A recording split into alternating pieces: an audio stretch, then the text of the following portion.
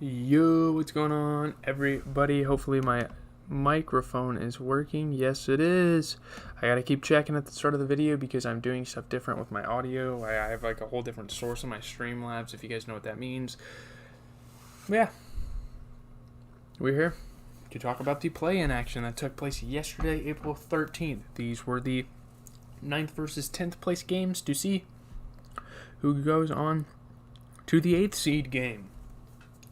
And both the 8th seed games look pretty interesting. We will talk about that after we talk about these two games. Honestly, the playing games have been alright. I mean, they've been pretty intense down the stretch if I had to give you guys my general thoughts on it. But I don't know. Maybe they could have been better. I think the plans last year were a lot better.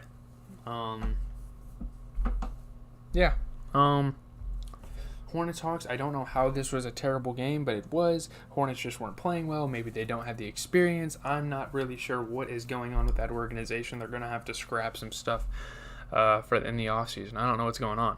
I mean, Trae Young and DeAndre Hunter lead the Hawks to a 29-point play-in victory over the Hornets. I mean, these are two teams that were supposed to go down to the buzzer. This was supposed to be the best play-in game out of the four. To be honest with you, I mean, I really like Nets and Cavs. I like how that matchup stacked up, and it kind of delivered. But I mean, this game should be a lot closer than this, you know. LaMelo Ball putting up 26, Terry Rozier putting up 21. Where is Mason Plumlee at? He continues to lack on the offensive end, and that's going to cost their season, guys. Because remember, these two games, if you lose a 9-10 game, you're done. You don't even have a chance to fight for the 8th seed. You're done for. You know what I mean? You know, looking at the Hawks, I mean, they just show their supporting cast. I understand. I mean, it's a hard team to beat, especially with what's going on here, but, like, DeAndre Hunter, you know, he puts up 22 points. You have 15 and 17 for Clint Capella, 24 and 11 for Trae Young after a slow start. I understand it's a hard team to beat. You know, they had 6 guys putting up double digits versus the 4 guys that put up double digits on the Hornets. It didn't really stack it in the Hornets' favor. I think it was a fair matchup, though. I don't think they should have lost by this much. You know, the Hawks don't have John Collins. That's a big part of their organization. That is a Lob City king. That's a pick-and-roll maestro right there.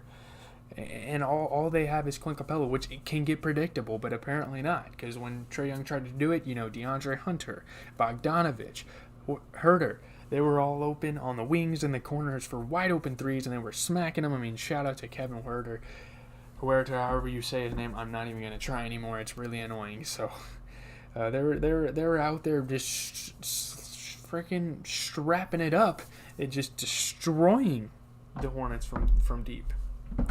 Let's just move on to the second game. I don't want to talk about that game too much. I'm not mad that the Hawks won. I'm just mad that they won by this much. I really like the Hawks. I think the Hawks are going to win that 8th seed game against the Cavs. But here we go.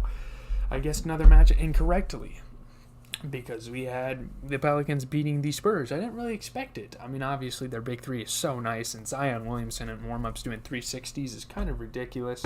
But CJ McCollum leads the Pelicans past the Spurs in a play-in game here. It's just a really good big three. It's almost an unstoppable team. I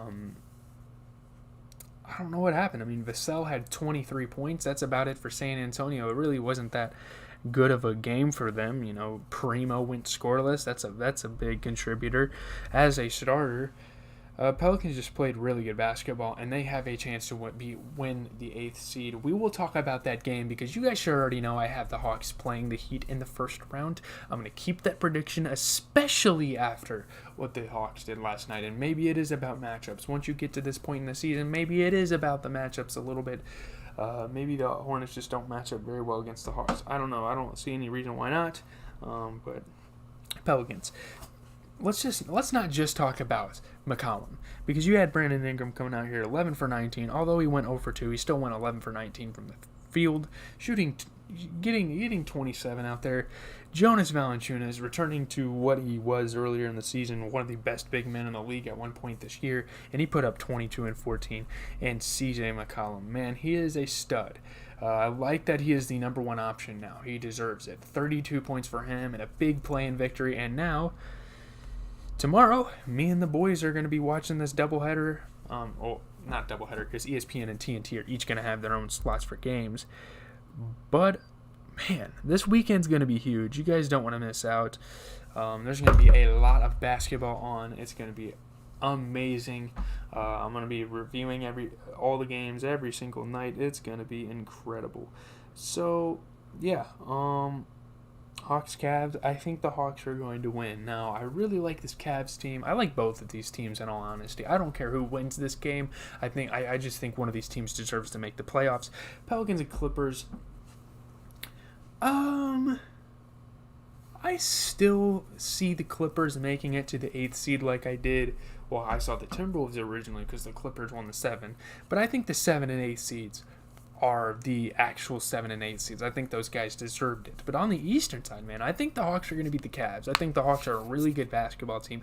They play good defense. They got scorers. They got catch and shooters. They got good facilitating. I don't know. Anyways, that's going to do it for the video. I'm probably going to be playing 2K for about an hour, 45 minutes, grind a shit ton of 2K, go eat dinner, come back. I'm not sure what I'm going to do. I might stream Fortnite tonight. I don't think I'm going to stream 2K. I'll probably stream Fortnite if my boy Caleb or Ian or one of my friends get on tonight. I will definitely be streaming the Fortnite. But yeah, that's going to do it. I'm out, boys. Hopefully you enjoy my coverage throughout the playoffs. We are just getting started. We're not even in the first round of the playoffs. That doesn't start for another 2 days. So we're still living in the moment with the play-in games.